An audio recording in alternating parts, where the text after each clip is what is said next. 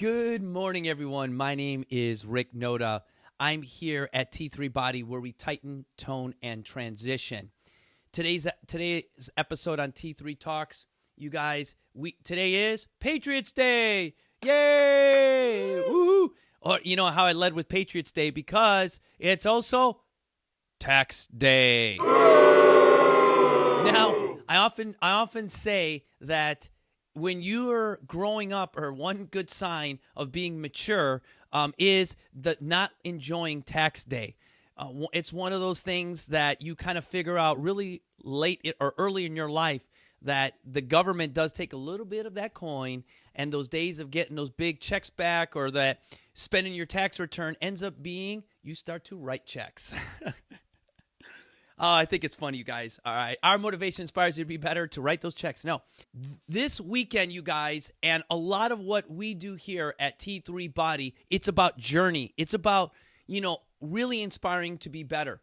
We have a quote today inspired by one of our athletes, Gail. Gail's quote is as follows: "Grit is when you are biting down on your teeth, taking one step in front of the other and accomplishing Potato Chip Mountain." Give Gail a big hand, you guys out there in that studio audience, you guys.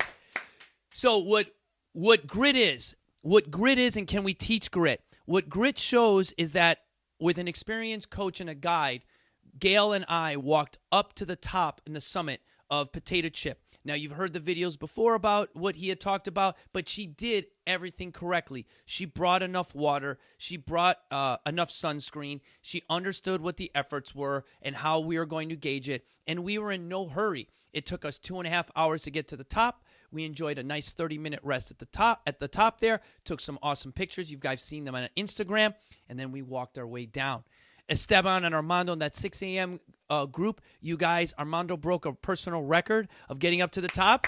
Yes, and Esteban too, big hand. All right. Now, again, here's what I'm super proud of, you guys. Remember when we started this journey and how we train SMART, specific, measurable, achievable, realistic targets. This is the second time we've done this, Esteban was trying to beat a time. Armando was trying to beat a time, and they did it. And they did it in a fashion that we did it by training away from the studio. The exercises and the intensity that we built in the classroom allowed for us to test ourselves on the mountain. Right after that, you guys, they finished, they cleaned up, they washed up, they went and helped their dad and their brother get ready to get married. And the day they were sitting there on the most important day of their brother's lives, they themselves had accomplished something super great. So it's like, win! And it's incredible. You'll see the pictures right here of Esteban just running down the mountain. He's literally,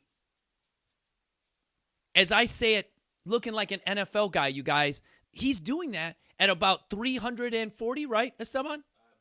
Around 340 from a journey of over 400, you guys. It's taken about 2 years, but little by little, we're getting better every time. Gail, when we walked up there, it wasn't all sweet potatoes. It wasn't great. When we first started, she says, oh, it's only 2 miles, and we're going to walk at this pace. Those of you who have been with me before, Esteban can attest to this, Armando can attest to this, I make it look super easy.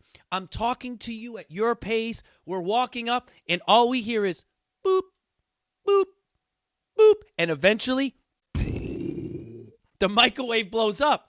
What happens is you get nauseated, you hit your point, and you have to stop. With Gail, that happened really in that first pitch of the climb. And what she said is, I think I can't do this. There's no way I can do this. She started questioning everything she could do. What did I do? I handed her a payday bar. I handed her some food because what we lacked there was the proper hydration. I asked her, what did you do the night before? She didn't drink enough. She didn't have enough food the night before. She woke up, and she's not used to waking up so early because remember, we left at 8 o'clock. So her wake-up time was an hour earlier than she normally did, so she forgot to eat.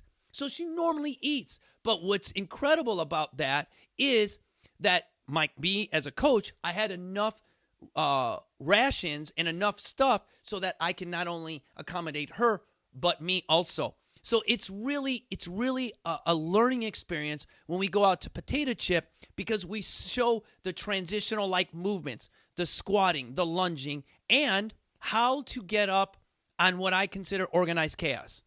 What do I mean by that? When you go up a mountain, and I use the saying, exercise stay the same, only conditions change. That mountain is a little bit different every time. Rain and erosion, heat, and what you're wearing, climate-wise, or load.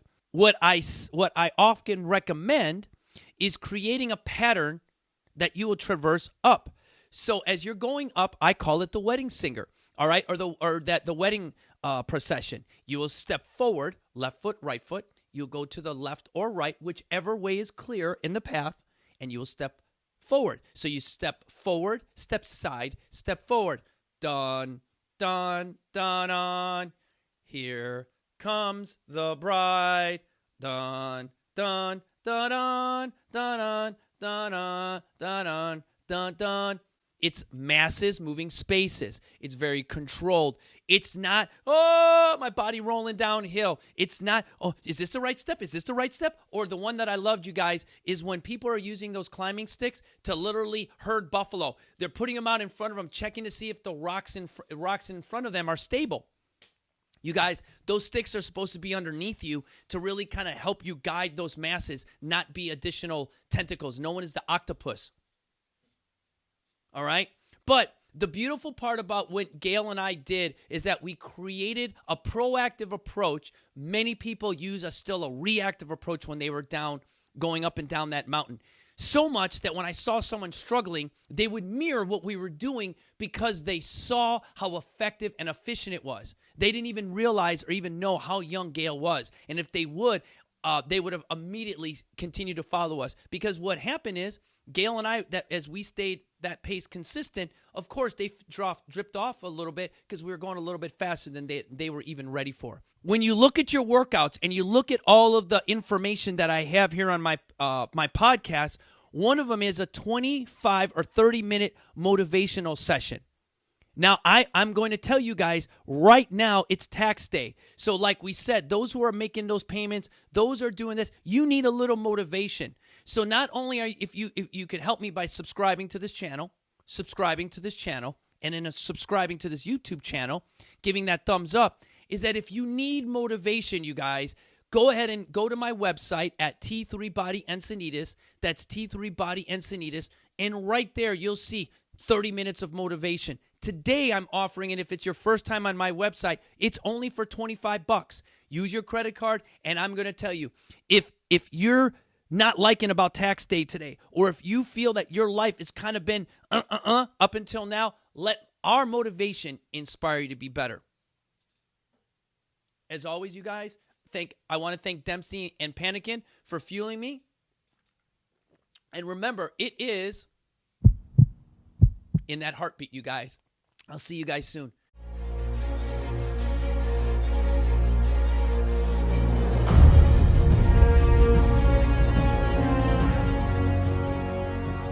Rick Noda, host here at T3 Body, where we tighten, tone, and transition.